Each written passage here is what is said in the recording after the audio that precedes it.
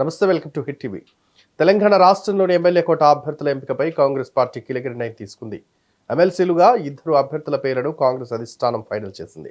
ఈ బరిలో సీనియర్ నాయకులు ఎమ్మెల్యే టికెట్లు ఆశించి భంగపడ్డ అద్దంకి దయాకర్, బల్మూరు వెంకట్ పేర్లను కాంగ్రెస్ హైకమాండ్ అనౌన్స్ చేసింది.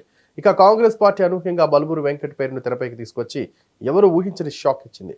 ఈ నెల 18 వరకు నామినేషన్ల స్వీకరణ గడువు ముగుస్తుండటంతో ఎల్లుండిలోగా వీరిద్దరి నామినేషన్లు వేసేందుకు సన్నద్ధం కావాలని హైకమాండ్ సూచించింది. ఇటీవల జరిగిన తెలంగాణ అసెంబ్లీ ఎన్నికల్లో అద్దంకి దయాకర్ కు కాంగ్రెస్ హైకమాండ్ హ్యాండ్ ఇచ్చింది.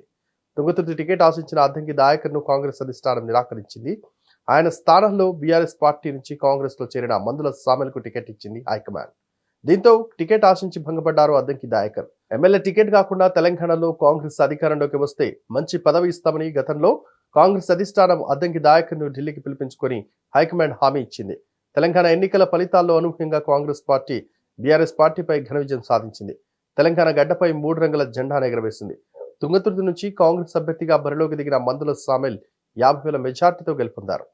ఇదిలా ఉంటే తాజాగా తెలంగాణ పగ్గాలను కైవసం చేసుకున్న కాంగ్రెస్ పార్టీ అద్దంకి దయాకర్ కు ఖాళీ అయిన 2 ఎమ్మెల్యే కోట ఎమ్మెల్సీ స్థానాల్లో ఒకటి అద్దంకి దయాకర్ కు కేటాయిస్తూ నిర్ణయం తీసుకుంది.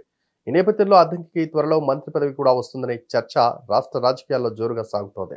ఇక హుజురాబాద్ ఎమ్మెల్యేగా పోటీ చేసి ఓటమి పాలైన మరో వ్యక్తి బల్మూరి వెంకట్ ఎన్ఎస్యుఐ లీడర్ గా మంచి గుర్తింపు తెచ్చుకున్నారు. ఇటీవల జరిగిన అసెంబ్లీ ఎన్నికల్లో ఈయన కూడా ఎమ్మెల్యే టికెట్ ఆశించారు. అయితే వెంకట్ కు కాంగ్రెస్ హైకమాండ్ టికెట్ కేటాయించలేదు. తాజాగా బల్మూరి వెంకట్ కు ఎమ్మెల్యే కోటా కింద ఎమ్మెల్సీ టికెట్ ను కాంగ్రెస్ అధిష్టానం ఫైనల్ చేసింది. ఈ ఎన్నికల్లో కాంగ్రెస్ పార్టీకి మెజార్టీ ఎమ్మెల్యేలు ఉండడంతో బల్మూరి వెంకట్ ఎమ్మెల్సీగా కొనసాగనున్నారు. గతంలో జరిగిన ఈటల రాజేందర్ రాజీనామాతో వచ్చిన హుజురాబాద్ ఎమ్మెల్యే ఉప ఎన్నికల్లో కాంగ్రెస్ తరపున బరిలో దిగారు. ఆ ఎన్నికల్లో బల్మూరి వెంకట్ బీజేపీ అభ్యర్థి ఈటల రాజేందర్ పై ఓటమి చెందారు. ఇవన్నీ దృష్టిలో ఉంచుకొని కాంగ్రెస్ పార్టీ హైకమాండ్ ఈ నిర్ణయం తీసుకున్నట్లు తెలుస్తోంది. ఈ వీడియో కనుక నచ్చినట్లయితే please like and share and subscribe.